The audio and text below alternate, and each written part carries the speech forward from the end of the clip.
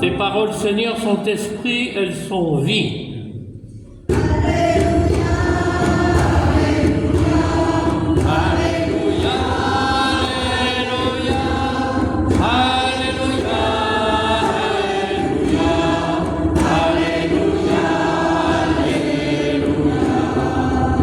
Le Seigneur soit avec vous. Bonne nouvelle de Jésus-Christ selon Saint Jean.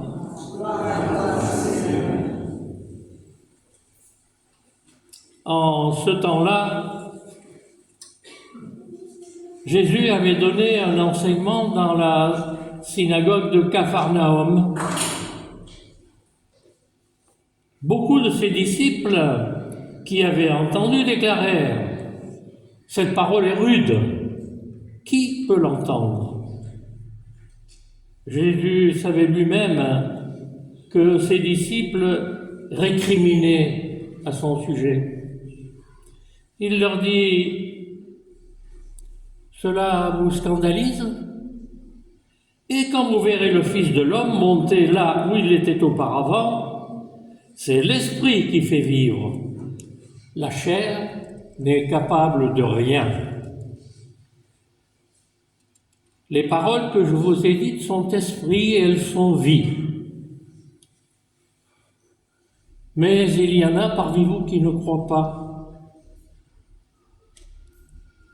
Jésus savait en effet depuis le commencement quels étaient ceux qui ne croyaient pas et qui était celui qui le livrerait. Il ajouta « Voilà pourquoi je vous ai dit que personne ne peut venir à moi si cela ne lui est pas donné par le Père. » À partir de ce moment, beaucoup de ses disciples s'en retournèrent et cessèrent de l'accompagner. Alors, Jésus dit aux 12, « Voulez-vous partir, vous aussi ?» Simon-Pierre lui répondit, « Seigneur, à qui irions-nous ? Tu as les paroles de la vie éternelle, quant à nous, nous croyons, et nous savons que tu es le Saint de Dieu. » Acclamons la parole de Dieu.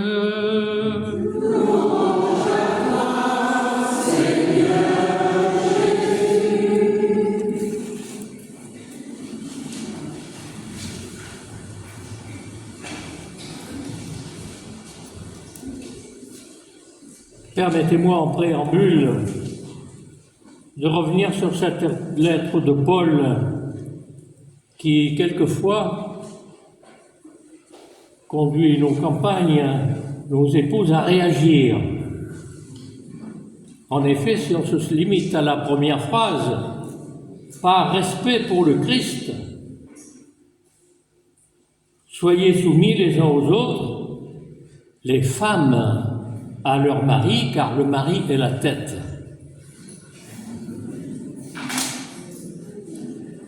Je vais prendre quelques précautions, mais je suis un peu libre aujourd'hui puisque mon épouse n'est pas dans la salle. Mais se limiter à cette phrase initiale, un tantinet misogyne de la part de Paul, ça limiterait quand même un peu la portée de la lettre, car un peu plus loin, il est rappelé aux maris d'aimer leurs femmes comme leur propre corps. Et pour conclure ce préambule, je vous confie cette remarque personnelle, puisque mon épouse n'est pas là. Si l'homme aime sa femme comme son propre corps, on peut penser que, soumise ou pas, elle sera aimée. Mais si vous le permettez, revenons à cet évangile du jour, cette parole qui rejoint toutes celles de ce mois et du début du mois, qui rappelle qu'après la multiplication des pains, nous rappelle ce qu'est la vraie nourriture. Aujourd'hui, voici de nouveau qu'il nous convoque, qu'il nous provoque à la réflexion, voire à l'incompréhension, mais que me dit le Seigneur à moi personnellement? Que me dit à moi personnellement le Seigneur? Voulez-vous partir, vous aussi? Là aussi, nous ai donné un petit éclairage par cette lettre de Pierre, qui bascule un peu les exigences. Bien-aimés, ce n'est pas en ayant recours à des récits imaginaires sophistiqués que nous avons fait connaître la puissance et la venue de notre Seigneur, car il a reçu de Dieu le Père cette annonce pour tous. Celui-ci est mon Fils bien-aimé, en lui j'ai mis toute ma joie.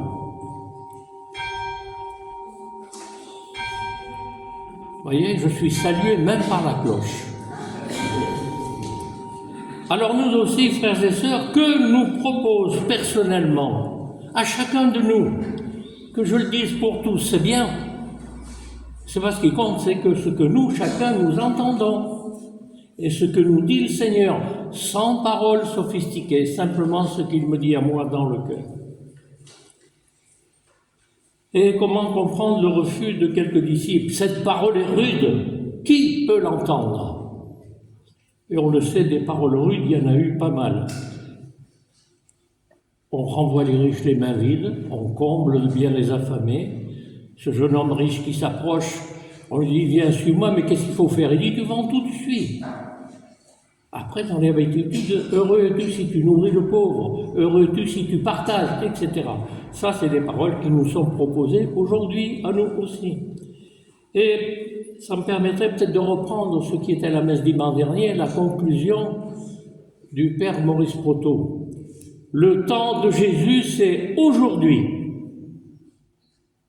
Ni hier, ni après-demain, c'est aujourd'hui. Il faut bien reconnaître que Jésus nous plonge souvent dans la perplexité. Il y a quelques dimanches, on se réjouissait de cette nourriture miraculeuse distribuée à 5000 hommes.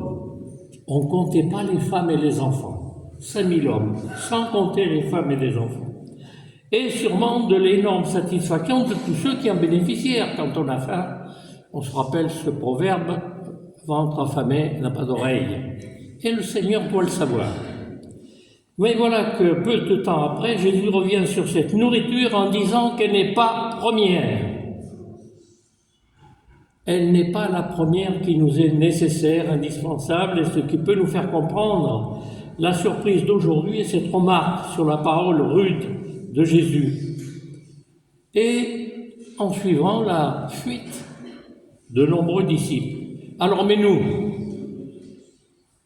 aujourd'hui, peut-être pour nous aider, faudrait-il revenir justement à cette parole qui insistait ce qu'était la vraie nourriture et pour laquelle Denis, il y a quelques dimanches, faisait la différence entre les besoins de tous les jours et le désir de cette autre nécessaire parole.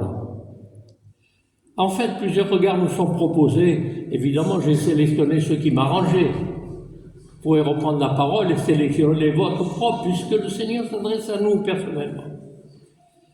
D'abord, Jésus nourrit la foule et seulement après nous appelle à regarder autrement ce qu'il propose, c'est-à-dire la vraie nourriture.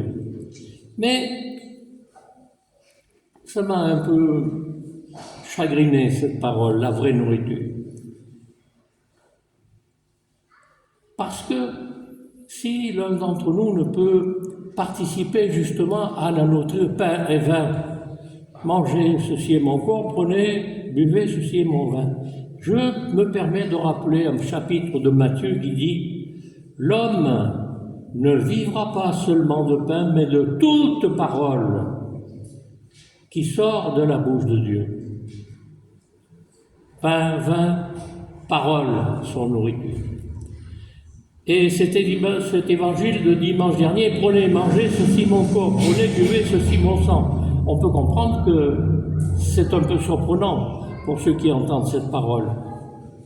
Prenez et mangez, ceci est mon corps, et prenez et buvez, ceci est mon sang. Ici, les paroles de Jésus provoquent la fuite de nombreux disciples. Cette parole est rude. Et Jésus pose cette question. Et vous allez partir aussi? Et vous allez partir aussi? Mon propos n'aurait aucun sens si je n'étais personnellement pas persuadé que là encore, Jésus manifeste son amour pour nous tous, car nous-mêmes, des fois, ne fuyons-nous pas quand il nous oblige à regarder le fond de nos cœurs et nos actions de tous les jours? Est-ce qu'il n'est pas un peu, des fois, casse-pied de nous rappeler l'essentiel?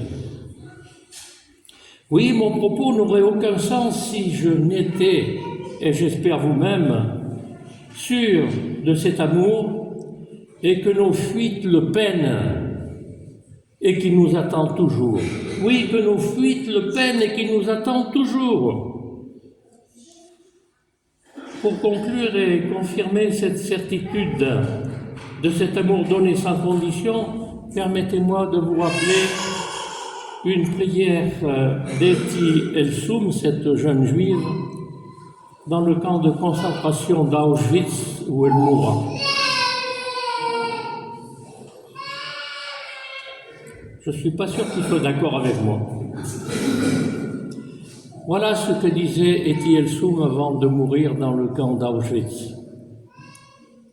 Je vais t'aider, mon Dieu, à ne pas t'éteindre en moi.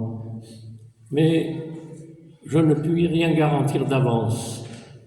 Une chose, cependant, m'apparaît de plus en plus claire. Une chose me paraît de plus en plus claire. Ce n'est pas toi qui peux nous aider, mais nous qui pouvons t'aider, et ce faisant, nous nous aidons nous-mêmes. Amen.